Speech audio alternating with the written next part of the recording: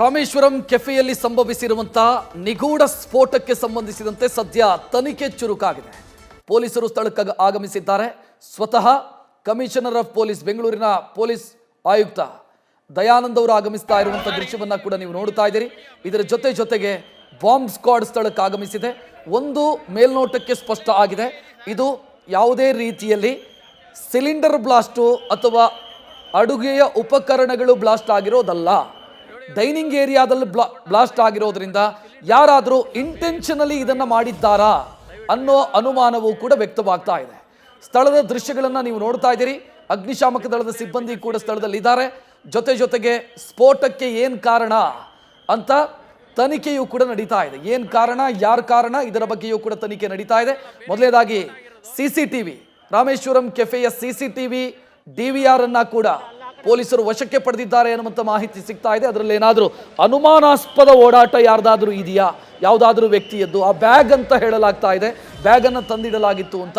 Bag ತಂದಿಟ್ಟವರು ಯಾರು, ಇದೆಲ್ಲವನ್ನ ಕೂಡ CCTV ಮುಖಾಂತರ ಐಡೆಂಟಿಫೈ ಮಾಡಬೇಕಾಗತ್ತೆ. ಸೊ ಆ DVR ಅನ್ನ ಕೂಡ ಪೊಲೀಸರು ವಶಕ್ಕೆ ಪಡೆದಿದ್ದಾರೆ. ಅಂದರೆ ಇದು ಉದ್ದೇಶಪೂರ್ವಕ ಕೃತ್ಯನ, ಆಕಸ್ಮಿಕನ, ಇದು ಈಗ ಸದ್ಯ ಇರುವಂಥ ಪ್ರಶ್ನೆ. ಒಂದು ವೇಳೆ ಬ್ಯಾಗಲ್ಲಿದ್ದಂಥ ವಸ್ತು ಏನಾದರೂ ಬ್ಲಾಸ್ಟ್ ಆಯ್ತಾ, ಎಲೆಕ್ಟ್ರಾನಿಕ್ ಉಪಕರಣಗಳೇನಾದರೂ ಬ್ಲಾಸ್ಟ್ ಆಯ್ತಾ, ಅಥವಾ ಬ್ಲಾಸ್ಟ್ ಆಗಲೇಬೇಕು ಅಂತ ಬ್ಯಾಗನ್ನು ಆ ಸ್ಥಳದಲ್ಲಿ ತಂದಿಡಲಾಗಿತ್ತಾ, ಇದು ಬೇಸಿಕ್ ಆದಂಥ ಪ್ರಶ್ನೆ. ಎಷ್ಟೋ ಸಂದರ್ಭದಲ್ಲಿ ಎಲೆಕ್ಟ್ರಾನಿಕ್ ಉಪಕರಣಗಳು ಬ್ಲಾಸ್ಟ್ ಆಗಬಹುದು, ಆದರೆ ಇಲ್ಲಿ ಒಂದಿಷ್ಟು ಅನುಮಾನಗಳಿದ್ದಾವೆ. ಗಾಯಗೊಂಡ 5 ಕೂಡ ಒಟ್ಟಿಗೆ ಊಟಕ್ಕೆ ಬಂದವರು ಅನ್ನೋದು ಈಗ ಸಿಗ್ತಾ ಇರುವಂಥ ಡೀಟೇಲ್. 5 ಕೂಡ ಮೈಕ್ರೋಚಿಪ್ ಇಂಡಿಯಾ ಲಿಮಿಟೆಡ್ನ ಉದ್ಯೋಗಿಗಳು ಅನ್ನೋದು ಈಗ ಮಾಹಿತಿ ಲಭ್ಯ ಆಗ್ತಾ ಇದೆ. ಗಾಯಗೊಂಡ 5 ಕೂಡ ಒಟ್ಟಿಗೆ ಊಟಕ್ಕೆ ಬಂದವರು ಅನ್ನೋದು ಈಗ ಸಿಗ್ತಾ ಇರುವಂಥ ಪ್ರಾಥಮಿಕ ಮಾಹಿತಿ.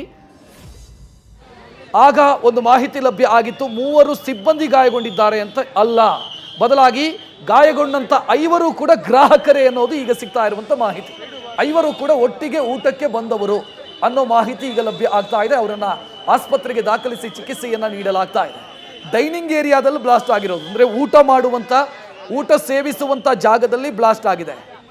ಆ ಬೇಸಿನ್ ಏನಿದೆ, ಕೈ ತೊಳೆಯೋದಕ್ಕೆ ಇರುವಂಥ ಬೇಸಿನ್ ಏನಿದೆ, ಅಲ್ಲಿ ಒಂದು ಡಸ್ಟ್ಬಿನ್ ಇತ್ತು.